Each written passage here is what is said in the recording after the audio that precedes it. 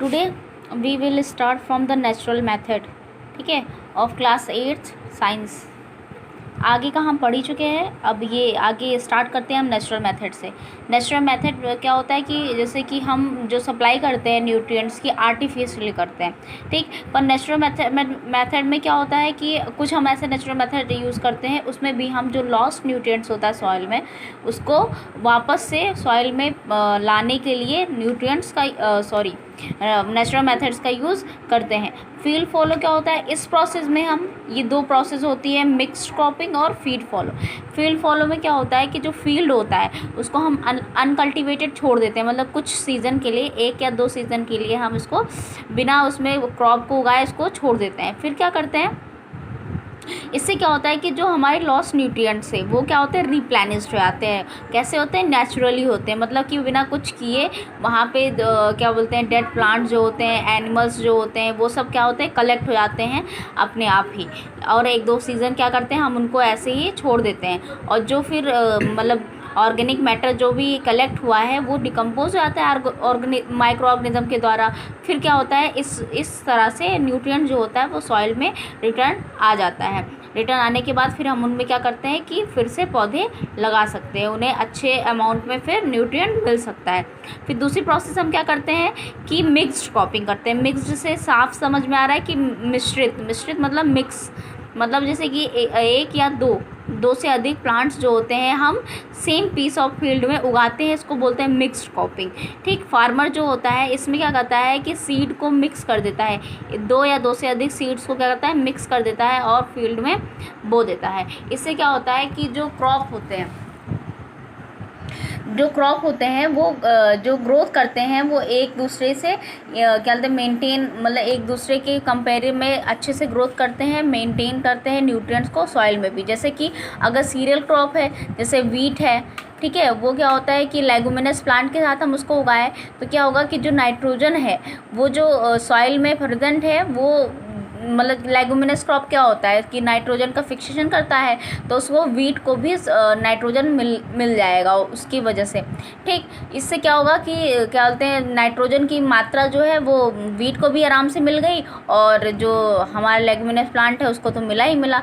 इसकी वजह से हमारा जो क्रॉप है, चाहे वो लेगुमिनस है चाहे वो वीट है, दोनों का दोनों अच्छे से उग जाएगा, ठीक है। और जो बैक्टीरिया होते हैं नाइट्रोजन फिक्सेशन करते हैं, जो बैक्टीरिया हेल्प करते हैं नाइट्रोजन फिक्सेशन में, उससे वो the fertility of the soil is increase, fertility भी इंक्रीज करते हैं, और जो ultimately field of the crop is improved, और वहाँ का जो क्रॉप है वो क्या होता है, इम्प्रूव हो जाता है, ठीक। अब हम बात करेंगे difference between manure and fertilisers. Manure क्या होता है, नेचुरल सब्सटेंस होता है। फर्टिलाइजर्स क्या होता है, ये हमारा इनऑर्गेनिक और जो आर्टिफिशियली तैयार किया गया सब्सटेंस होता है।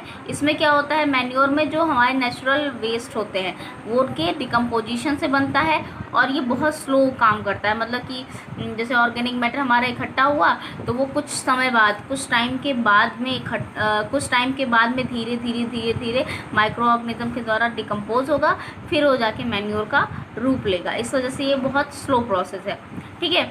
और इसमें इनऑर्गेनिक कंपाउंड्स क्या होते हैं, वो लेस रिच होते हैं, मतलब कम होता है। It provide humus to the soil, ये ह्यूमस प्रोवाइड करते हैं सॉइल को, और मतलब इसमें ऑर्गेनिक मैटर ज़्यादा होता है, इनऑर्गेनिक कम होता है, लेकिन ऑर्गेनिक मैटर अच्छे से होता है।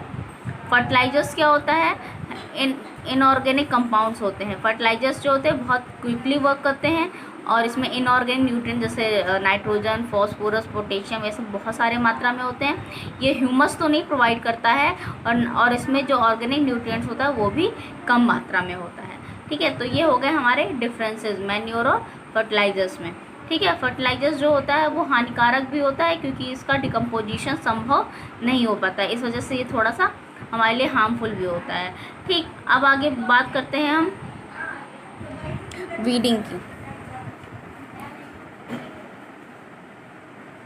क्रॉप रोटेशन की बात करते हैं। ये भी एक प्रोसेस होती है जिसके द्वारा हम जो हमारे क्रॉप ग्रो कर रहे हैं, ठीक है, जो क्रॉप हमारे ग्रो कर रहे हैं वो अच्छे से न्यूट्रिएंट्स पा सके।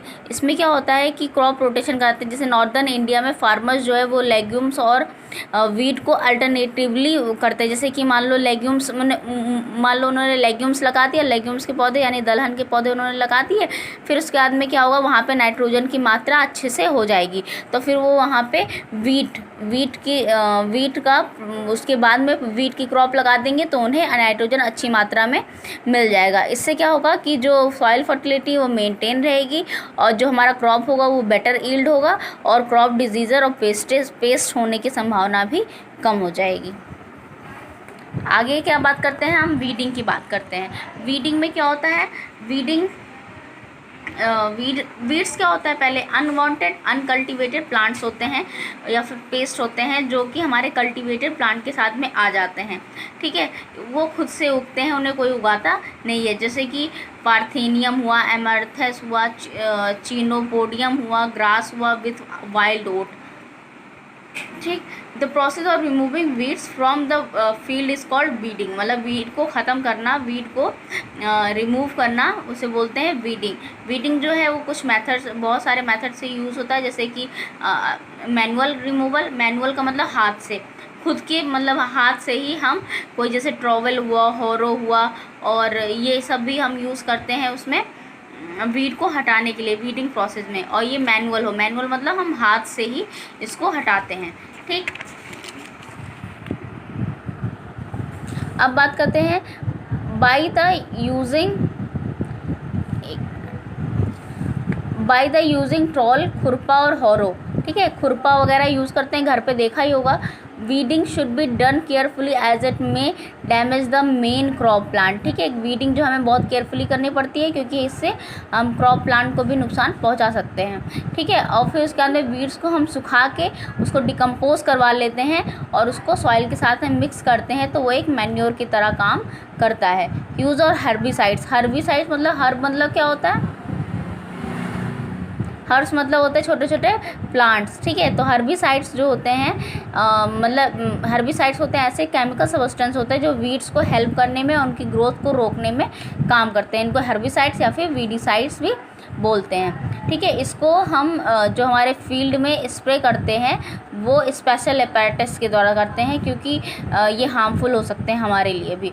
वीडिसाइड जो होते हैं वो क्रॉप को नुकसान नहीं पहुंचाते हैं, वो सेलेक्टिवली वीड को ही किल करते हैं। वीडिसाइड जो होते हैं वो वाटर में डाइल्यूटेड होते हैं, मतलब घुल जाते हैं।